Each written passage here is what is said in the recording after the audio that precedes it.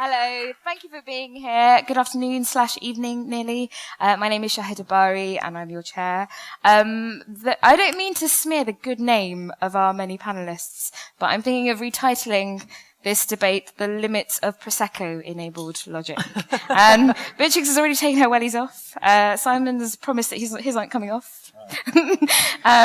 But the description for this talk, as you may have seen, is that logicians don't rule the world or get the most done. Some might disagree. Could it be that a consistent worldview is neither desirable nor achievable? If we abandon the straitjacket of rationality, might this lead to a more powerful and exciting future, or is it a heresy that leads to madness? Each speaker will have 4 minutes, and then I will ask a couple of questions, and we will turn out to you as soon as possible.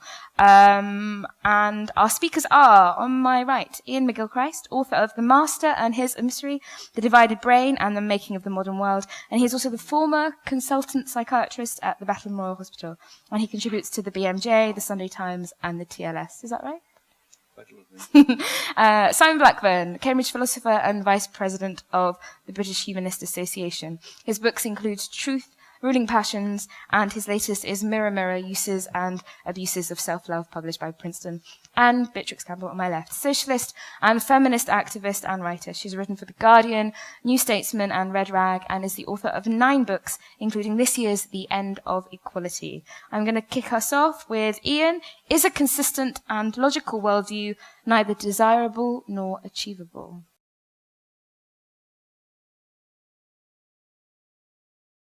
I think it's no criticism of something to say that it has its place, it has its uses, it has its extremely important values, but it can't deal with everything. Anybody who thinks that the same kind of logic that works well in the courtroom works well in the bedroom is in for a bit of a surprise. And we don't always need to view things in quite the same way. In fact, logic can only answer or help us to answer. It's a tool which will help us to answer certain kinds of questions. Above all, it is a tool for consistency. And one of the problems is that not all truths are self-consistent. It is one of the founding beliefs of the Western tradition that they are, but it is certainly not a belief in any other tradition.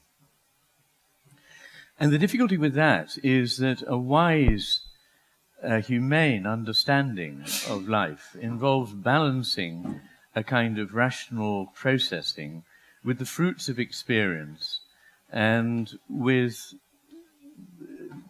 things that are guided by intuition, which is not in itself something sort of vague and random, but something that is also schooled by experience, and people who reason well use intuition better. What worries me is that we may be moving into a world where only a sort of rationalizing is acceptable. In many languages, there are 2 words, actually, or at least 2 words, for what we encompass by the word reason.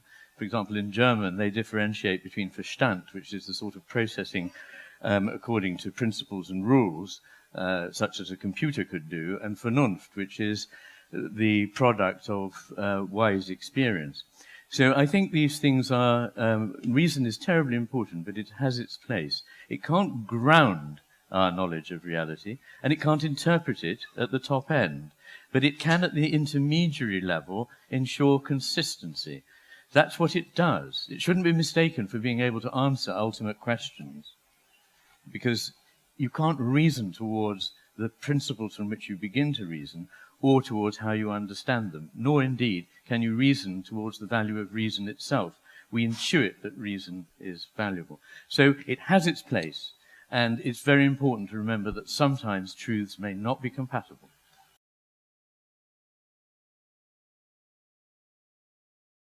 Inconsistency is, and I think Iain has in fact conceded this, inconsistency is in general a bad thing. If I tell you shut the window and don't shut the window, you're puzzled. You don't know what I've said. There's no way of obeying my command. I haven't given a command, actually. Why not? Because it's logically impossible that you should shut the window and not shut the window. So, as Iain rightly says, consistency matters.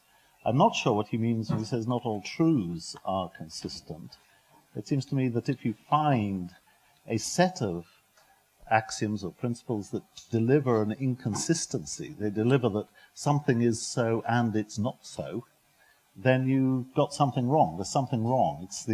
That's the logical form known as reductio ad absurdum, and it's very important in mathematics, in geometry, in all kinds of deductively settled and precise sciences, that if you find that your principles give you a contradiction, then your principles need revision.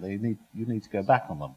Because it's like issuing an order, shut the window and don't shut the window. And that's a bad order. So it is very important.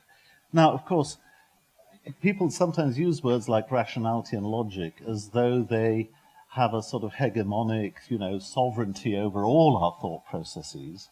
And that's certainly not true. We learn from experience, for example. A logic book will not tell you, how to cultivate your grass.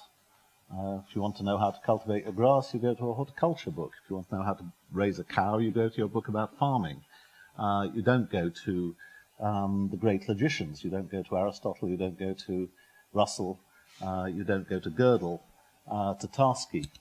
But if you want to know how to write a computer program that doesn't just deliver junk, then logic is very important. And you'd better pay attention to it, because otherwise you will get junk. The problem with a junk program, an inconsistent program, is that it will deliver anything. In most logical systems, you can derive anything from a contradiction. And so if you've got inconsistency in your program, you've got junk. And it's been very, very important throughout the 20th and 21st century for programmers, for example, to know when they've got consistency. One of the great, marvelous discoveries of modern logic, Gödel's theorem, in effect, with computing, comes to saying that you can't actually prove the consistency of a program except by using a stronger program. So computer scientists are always, as it were, at the limit of knowing that their programs are as they should be. And these are fantastic results. Logic is a science of consistency. And to do it properly, you need formal languages, you need a lot of mathematics. But if you don't do it properly, as I say, you get junk. Now, as far as rationality goes, of course, we have intuition, we have experience, we have hunches. The experienced detective has his hunch that so-and-so was the criminal, and he may be right. That's absolutely fine. Logic has nothing whatever to say against those methods. It's an empirical question whether they work or not. It's an empirical question whether the detective's hunches pay off or not. Logic is silent. Logic doesn't give you a process of discovery. All it gives you is a check on whether the things you think you've discovered hang together or not. Now, I think that if Iain and I are going to disagree, it's about his idea that truths don't have to hang together. I think they do. I think you need a consistent worldview. And if you don't have it, then you risk, again, just falling into a sort of abyss in which anything goes. And that's fatal.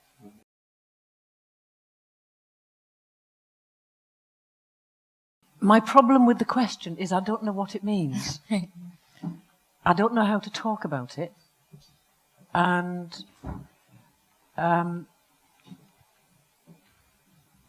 don't, in a sense, I don't know what it's getting at, except, of course, I can see the logic and the consistency imperative within the discourses that both of you are concerned with and both of you occupy. I come at the question, if you like, from a different trajectory, not as a professional thinking person, well, a professional writing person, but when I was trying to find a way of entering this conversation in my imagination before we were having it, I was thinking, right, what do I think? And I recalled a marvelous section in an essay by Susan Bordeaux, who's an American political philosopher who writes about feminism and bodies and philosophy and stuff. She wrote a lovely essay on Foucault. And she tells us in the essay that she found herself taken by surprise by herself. Thank you all. Can you join me in thanking our speakers? Thank you very much.